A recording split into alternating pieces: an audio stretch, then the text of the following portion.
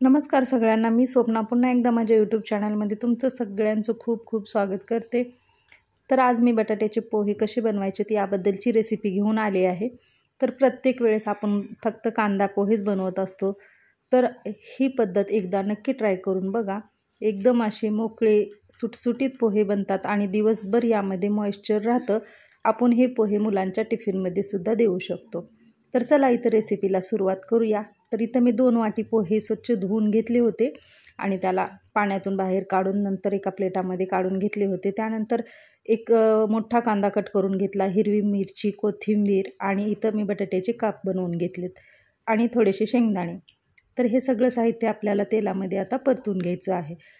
तर इथं कढईमध्ये मी पहिल्यांदा 2-3 चमचे तेल टाकलं आणि त्यामध्ये मोहरी टाकली आणि मोहरी तडतडल्यानंतर त्यामध्ये मी शेंगदाणे तळून घ्यायचे आणि एका प्लेटामध्ये काढून घ्यायचे. तर इथं शेंगदाणे तळल्यानंतर तुम्ही डायरेक्टच यामध्ये तुम्हाला म्हणजे बटाटे किंवा मिरची, हिरवी मिरची, त्यानंतर कांदा हे सगळं काही एकदाच जरी टाकलं तरी चालतं. तर इथं मी शेंगदाणे तळून बाजूला घेतल्यानंतरच मग त्यामध्ये मी बटाट्याचे काप जे आहेत ते यामध्ये टाकणार होते. तर तुम्हाला इथं शेंगदाणे तळताना जर कांदा किंवा मिरची ॲड करायची असेल तर हे सगळे तुम्ही एकदाच जरी केलं तरी पण चालतं, तसं काही नाही. तर इथं मी शेंगदाणे व्यवस्थित तळल्यानंतर हे शेंगदाणे पोह्यावरच काढून घेतले आहे, कारण ह्या शेंगदाण्यामध्ये जे तेल असतं ते पोह्यालाच लागतं, कारण वेस्ट जात नाही, म्हणून मी ते शेंगदाणे पोह्यावरच काढून घेतले. आणि मग त्यानंतर यामध्ये मी जे बटाट्याचे काप होते ते बटाट्याचे काप फ्राय व्हायला टाकून दिले. तर इथं तुम्हाला बटाट्याचे जर मोठे पण तुकडे करायचे असतील तर ते पण इथं करू शकता. मी थोडेसे पातळ स्लाइस करून घेतले आहे आणि छोटे छोटे आकारामध्ये त्याचे तुकडे केले आहेत. तर हे बटाट्याचे पोहे तुम्ही एक वेळेस नक्की ट्राय करून बघा, कारण ह्या बटाट्याच्या पोह्या अजिबात वातड होत नाहीत किंवा कडक होत नाहीत. दिवसभर हे सॉफ्ट राहतात. तर हे पोहे तुम्ही मुलांच्या टिफिनसाठी बनवू शकता, कारण यामध्ये बटाटे आहेत आणि बटाट्यामुळं पूर्ण पोह्यामध्ये मॉइश्चर तयार होतं आणि त्यामध्ये कांदा पण असतो. तर कांदा आणि बटाट्याचं दोघांचं मिळून पोह्यामध्ये मॉइश्चर तयार होतं, त्यामुळे पोहे दिवसभर मऊसूत राहतात.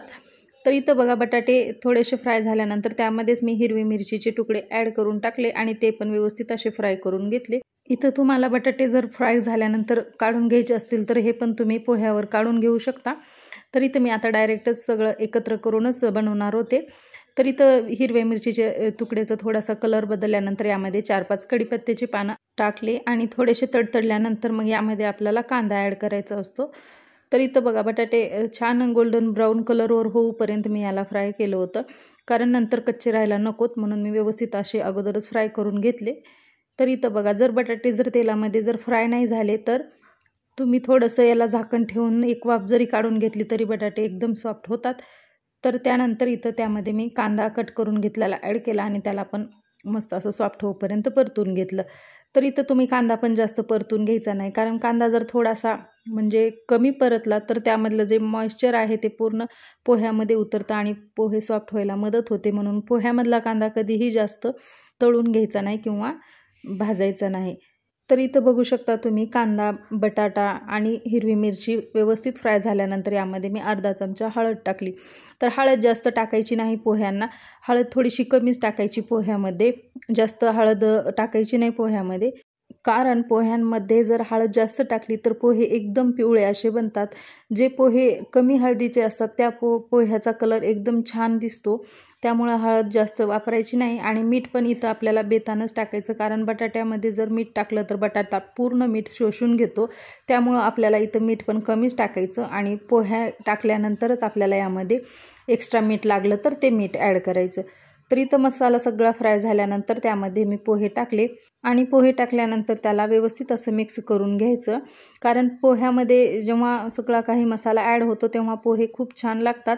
आणि जर आपण व्यवस्थित मिक्स नाही केलं तर पोह्या एक साईडला आणि मसाला एका साईडला असं होत असतं. त्यामुळे पोहे गरम आहे, जे मिश्रण आपण फोडणीचं बनवलेलं असतं ते गरम आहे तोपर्यंतच पोहे व्यवस्थित असे मिक्स करून घ्यायचे यामध्ये. आणि जर तेल जर म्हणजे त्या पोह्यामध्ये जे फोडणीला तेल वापरले ते जर थंड झालं तर त्यानंतर काय पोह्याला मिक्स होत नाही मसाला, म्हणून त्याला अगोदरच व्यवस्थित पटकन असं मिक्स करून घ्यायचं. आणि इथं बघा मस्त असे मिक्स झाल्यानंतर म्हणजे त्याला हळद वगैरे सगळे म्हणजे मसाला जो आहे ते व्यवस्थित लागल्यानंतर पोहे किती छान दिसत आहेत आणि एकदम मोकळे सुळसुळीत असे हे पोहे तयार झालेत. तर इथं बघू शकता तुम्ही किती छान आणि मस्त मोकळे मोकळे पोहे तयार झालेत. तर इथं बघा त्यानंतर मला यामध्ये कोथिंबीर पण टाकायची होती, तर इथं मी बारीक कोथिंबीर पण चिरून घेतली होती. तर इथं तुम्ही ह्या स्टेपला यामध्ये थोडीशी साखर किंवा लिंबू पण टाकू शकता. तर इथं मी बिना साखरेचेच पोहे बनवणार होते, आमच्या इकडे साखर आवडत नाही पोह्यामध्ये, तर तुम्हाला टाकायचे असेल तर तुम्ही यामध्ये साखर पण ॲड करू शकता. तर हे पोहे असेच खायला पण खूप छान लागतात, नसेल तर तुम्हाला थोडासा लिंबू किंवा दह्यासोबत पण खूप छान लागतात हे पोहे. तुम्ही एक वेळेस नक्की दह्यासोबत पण खाऊन बघा.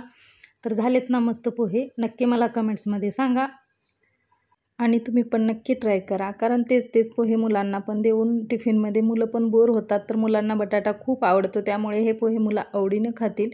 तर खूप छान रेसिपी आहे ही, एक वेळेस नक्की ट्राय करा आणि मला पण सांगा की हा व्हिडिओ पण कसा होता आणि मी बनवलेले पोहे कसे झालेत हे मला नक्की कमेंट्समध्ये सांगा. तर इथं त्यानंतर मी कोथिंबीर ॲड केली आणि कोथिंबीर ॲड करून गरम आहेत पोहे तोपर्यंतच त्यामध्ये मिक्स करून घ्यायची, नाहीतर कोथिंबीर काळी पडते, त्यामुळे गरम पदार्थामध्ये कोथिंबीर टाकल्या त्याला लगेचच मिक्स करून घ्यायचं.